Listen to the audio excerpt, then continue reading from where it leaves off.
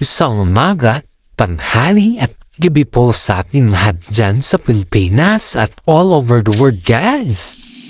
Update po tayo patungkol sa Kimpaw ganap for today.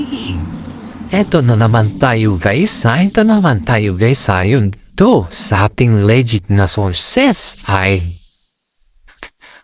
pinakita talaga ni Paolo Avellino ang kanyang nararamdaman kay Kim Chiu, guys. Talagang kitang-kita mo yung pagsakripisyo ni Paolo Avellino na pag-amin na ano na yung nararamdaman niya kay Kim Chiu. Ito guys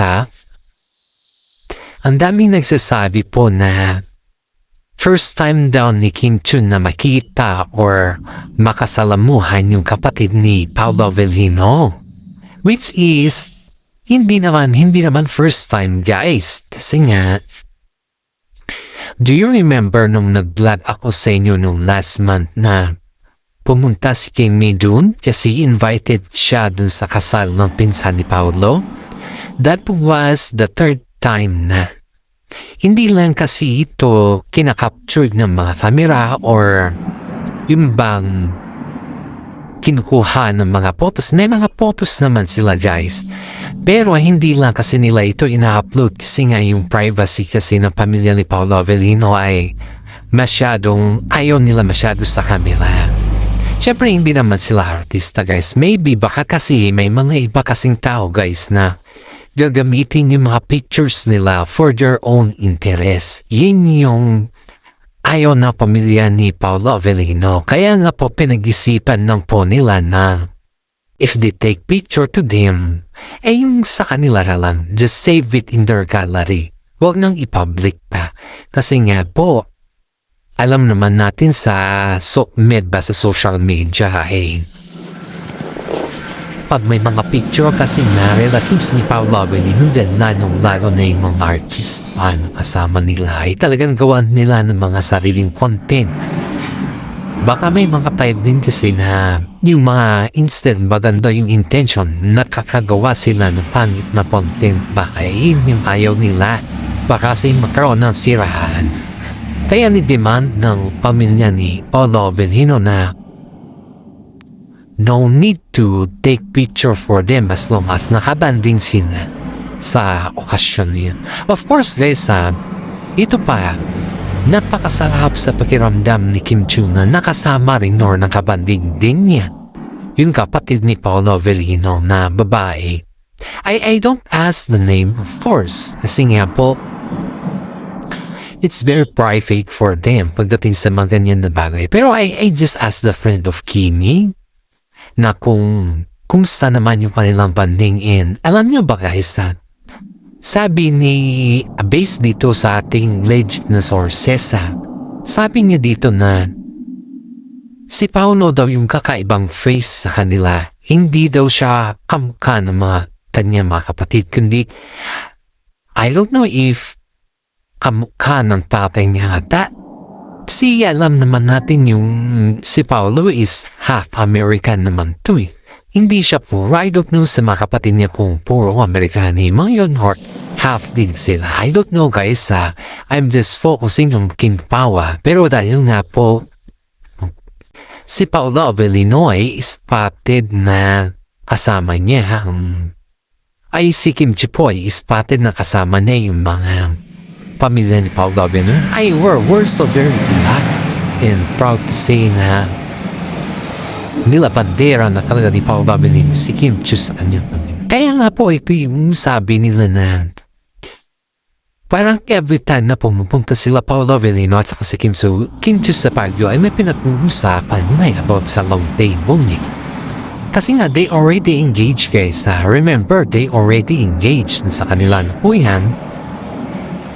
Kung aminin nila or hindi. Kasi hindi naman natin pwedeng ipagdikdikan kung hindi naman sila nagsasalita. Diba?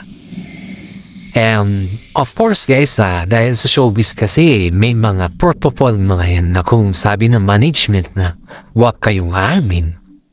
Hindi talaga sila amin. Pero may mga time na nadudulas talaga si Paolo. And of course, alam niyo ba kung ano yung kinihilingan ng mga netizens sa ngayon? Ay si Paolo guys. Kasi alam kasi nila kung paano pa ikutin si Paulo eh. Paano nila kunin yung kiliting niya para magsabi si Paulo madulas na.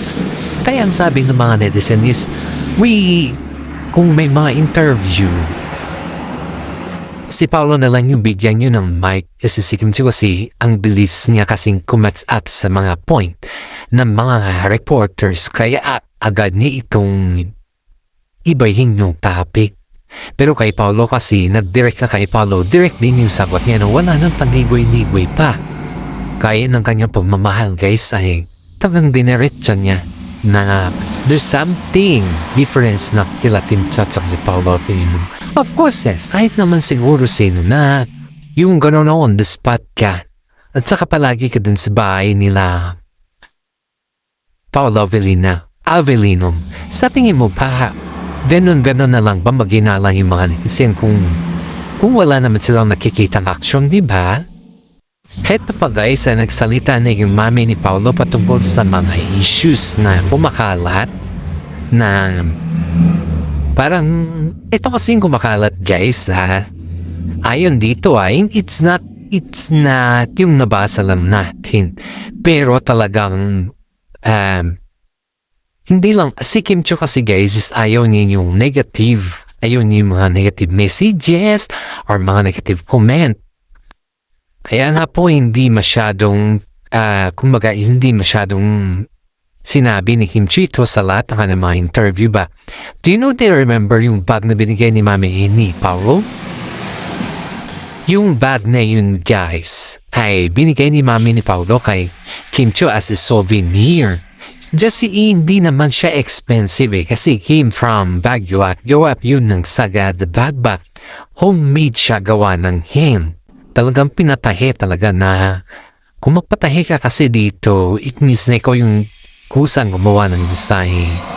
And syempre special si Kim Chiu sa mami niya, mami to be, ginawa na siya ng design.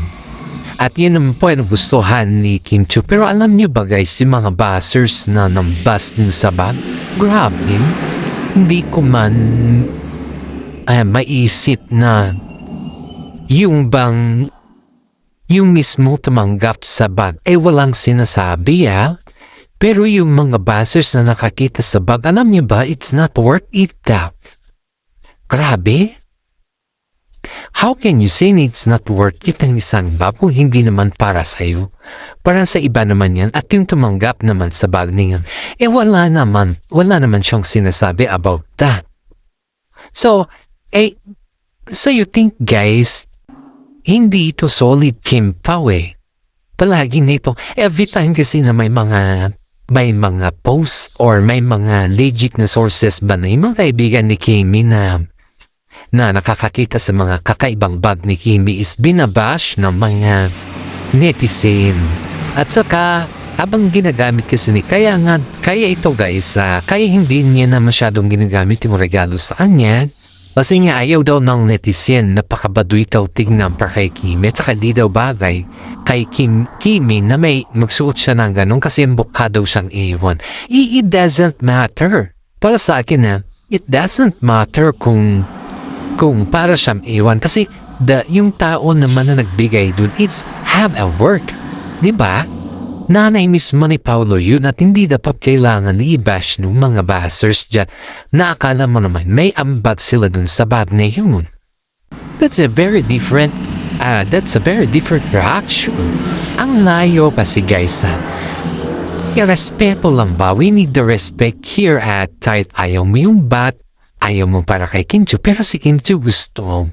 Kaya sa atin naman dito guys, wag naman masyado tayong brutal na magsabi sa kung ano-ano kasi hindi man nagsasabi si Kim Chiu kung ano man yung mga commenting ninyo dyan. Pero sana naman, dahan-dahan tayo guys, hindi yung biglang ganyanin tayo na wala pa naman tayo sa lugar ba. Ang hirap. Kung sa akin lang guys, kung sa akin pananaw ay nahihiya ako kasi nga po Isipin mo to yung taong nagbigay kay Kimi dun ay napaka-worth it, napaka-responsible, na respeto at higit sa lahat wala siyang tinatapakang tao. At sana naman sa ganun na lugar ay sana intindihin natin kung ano naman sitwasyon na meron sila. Kaya nga po ang daming mga netizen man sasabi na don't judge the book by its cover. Kasi nga po, kahit naman ganoon lang naman kasimple yung bagay, wag naman natin silang husgahan. For sure naman po yung paghuhusga kasi ay hindi naman yan. We have a freedom naman po. Freedom about sa ating mga action, pero seeing it first naman guys na hindi naman tayo nakakatapak ng kapwa natin. Kasi ang hirap kasi kahit naman siguro sino guys na yung ikaw na bilang tao ay yung isipin mo kung ano yung mayroon sa mga galaw at kung ano yung mga sinasabi mo sa kapwa mong tao, ayan din po ay nakakalubog din mismo sa iya. Kaya nga pong sabi dito sabi advice ng mga netizen ng mga taga-sugid na update natin ay nahihirapan daw sila sa mga hindi Kimpaw fans kasi nga po nagpapanggap sila na sila ay Kimpaw tapos after all sila din yung nambabasa kung ano yung mga gamit ng Kimpaw. Alam nyo, napakahirap intindihin ko anong meron sa sitwasyon na yun kasi pati yung nanay ni Paolo Avellino guys ay nabasa rin pala yung comment. Kaso nga lang, syempre, bilang ikaw naman yung nagbigay sa mga gamit, nandun na rin yung point na yung bang parang ang hirap din pero dahil dismaya ba? Yung point na nadismaya siya pero dahil kay Kim Chiu naman na hindi naman siya nadismaya kaya nga ang sabi dito is just go with the flow na lang kasi ang kalakalan ng sokmed ay hindi mo maitapago kahit maganda man yan sa pamanggap pero sa mga tao, mata ng mga kasama or mata ng mga ibang tao, mga hindi naman Kimpaw fans ay talagang ibabash ng podo yan. Advice nga po yung mga kasama nila Kim Chiu na gamitin mo na lang yan sa mga kapag lumalabas ka na kasama si Paolo. Parang ganun ba? Huwag mo na lang gamitin sa mga alam mo na kasi ang daming mata dito at yung mga mata na yan ay hindi ka sigurado kung sila ay kampi mo or kung sila hindi. Which is tama naman guys kasi hindi naman natin alam kung sila ay kampi or kung sila ay hindi. Kasi lahat naman kasi dito guys ang kanilang proclaim kasi yung mga hindi Kimpaw fans ay kung ano lang yung makikita nila kamalian pa. Kaya masabi ni Paolo Avellino kahit man ibabash sila ko sa pag-amin ko na mahal ko si Kim Chiu at wala na iba ay wala na akong pakialam sa kanila. Kahit ibabash pa nila yung binibigay namin na regalo na galing sa pamilya ko, bahala na sila. Ang importante naman sa akin ay yung makita ni Kim Chiu kung ano yung meron sa pamilya ko, kung paano sila intindihin at kung paano siya entertainin at kung paano siya i-welcome ng pamilya ko. Hindi naman yung mga nambabas ang humarap o ang mag-welcome kay Kim Chiu kundi ang pamilya ko. Kaya hanggat maaari po, sana pakiusap ko, wag naman nating lagyan ng negatibo kung ano man yung nakikita natin nakakaiba na gamit ni Kimi. Kasi sa mga nagbibigay naman po dyan, wala namang ibig sabihin yan, pati sa mga nag-receive. Pero sa mata ng mga judgmental kasi, grabe. Yan po yung message ni Paolo Avellino sa mga mata ng mga judgmental na tao guys. Kasi nakikita niya kasi yung mami niya parang na-offend. Of course, hindi kasi sanay yung mami niya pagdating sa mga offend word Siyempre hindi naman lumaki yung mami niya sa showbiz. Kundi si Paolo lang at saka si Kim Chiu yun kasi yung pagkaintindi ng mami niya.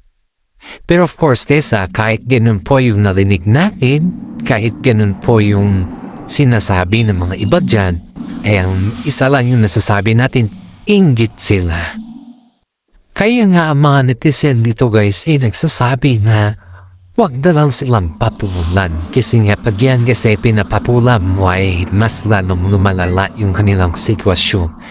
Kaya nga po ang advice ng mga netizen na hindi alam po ano yung mga sinasabi ng kapwa nilang vlogger dyan or yung mga commenters dyan ay nakakasira sila ng alikampunin o nakakasira sila ng mga imahem ng mga ibang tao.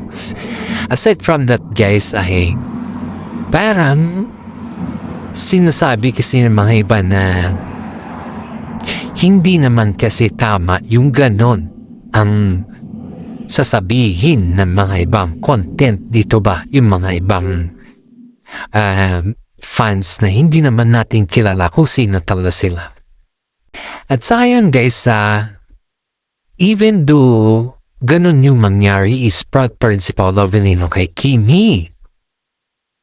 Dahil pinakita ni Paolo Avellino kung gaano siya katapang at gaano siya kaloyal kay Kim Chiu pagdating sa lahat-lahat. At sinabi din ni Kim Chiu dito na kahit ganun yung nangyari sa kanila ni Paolo Avellino, kahit anuman yung mga fans nila ay patuloy pa rin silang sumusubaybay sa isa't isa. At hindi lamang po sumusubaybay guys, kundi patuloy pa rin silang sumusuporta sa isa't isa. Kasi ang sabi nga dito guys na habang sinusuportahan nila yung isa't isa ay nakikita mo talaga kung ano yung ugnayan nila ng dalawa. Madami naman mga fans na dahil ng mga senior citizen dyan ang proud na proud kay Paolo Avellino kasi yun. The way kasi na mag-react si Paolo sa lahat ng bagay ay nakikita mo kung ano yung meron sana kung gaano ito kahusay sa lahat at kung paano nila idala yung kanilang problema guys. Kaya nga po, very proud si Kim Chiu kay Paolo Avellino dahil nakita niya yung tapang at napaka-gentleman ni Paolo sa kanya. And hopefully guys, sa mga nagustuhan yung ating content dito, paki-like, subscribe at paki-share naman po ng ating YouTube channel kasi isang malaking tulong na po yan para sa atin. Alam kong maghihintay na po kayo sa ating next na update at sana naman matulungan ninyo po ako na makamit yung target natin kasi tayo po ay magbibigay ng ayuda sa mga kasama po natin na need din po yung help na charity.